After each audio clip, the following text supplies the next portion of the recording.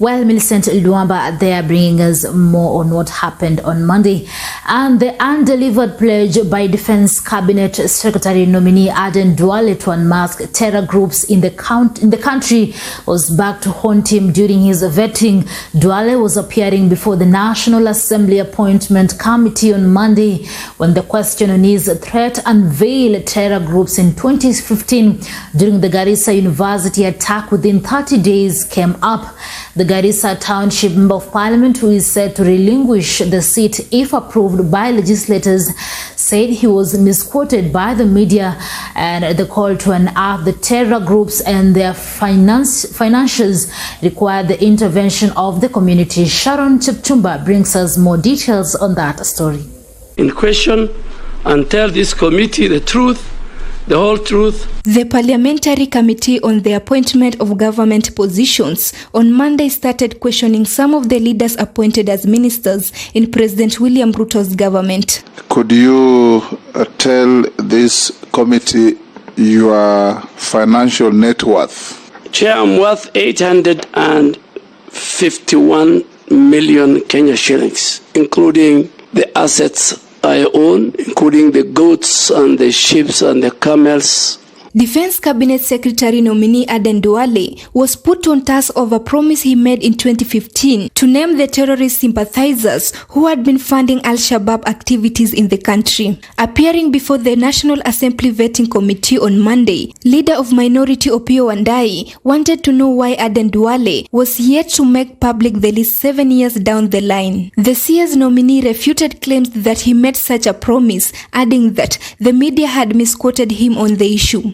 But let me come to this story which has been haunting me since 2015. And I still will say today is that we urged our communities, because the communities' roles are very important in the war against terror, that the communities must come out and must help government and must help the security agencies in identifying among the communities or among their neighborhood or when they come across the border, or who are the financial. So we're urging the communities to play their role.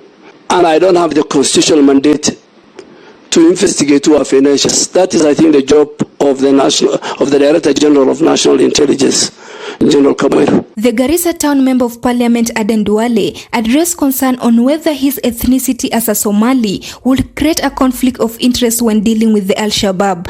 I think there is a narrative and a perception about the Somalis in this country. Somalis, not only are they in Djibouti or in Mogadishu, in Somalia, Somalis have a congresswoman in the US. Somalis have a minister. There's a Somali minister of housing in Canada.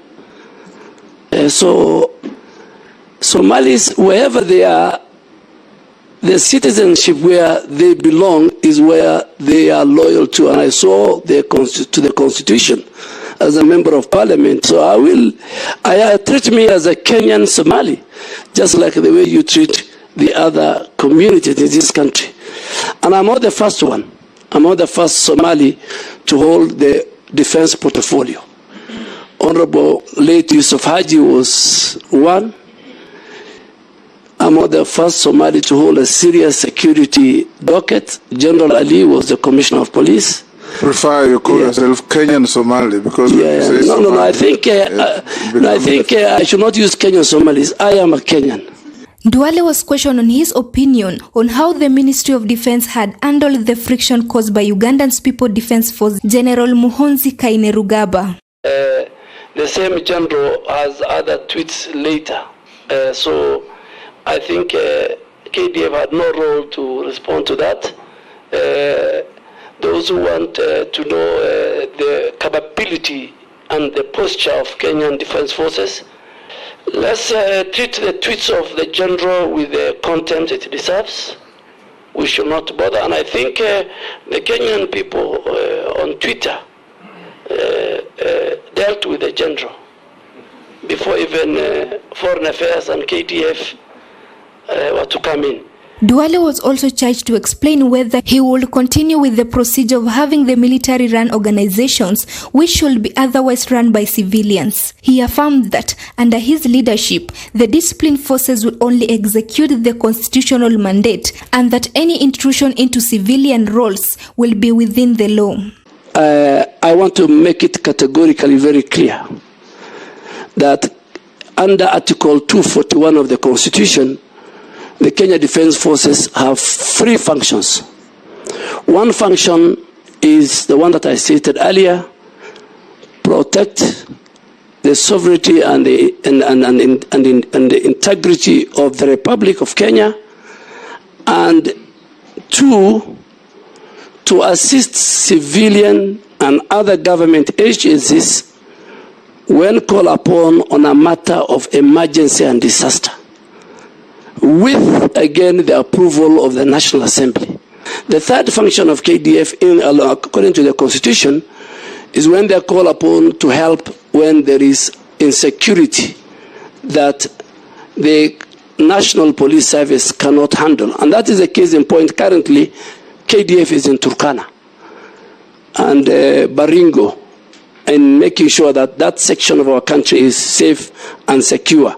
He added that as a CS, he will discharge his oversight role to keep the operations of the KDF in check. One of the functions of the CS Defense, apart from guiding the policy of the Defense Ministry, is to monitor and evaluate all projects, whether it is infrastructure and everything within KDF. So I will have an oversight over what is going on in that. Maisha Prime, Maisha Television, I'm Sharon Chepchumba. Duale.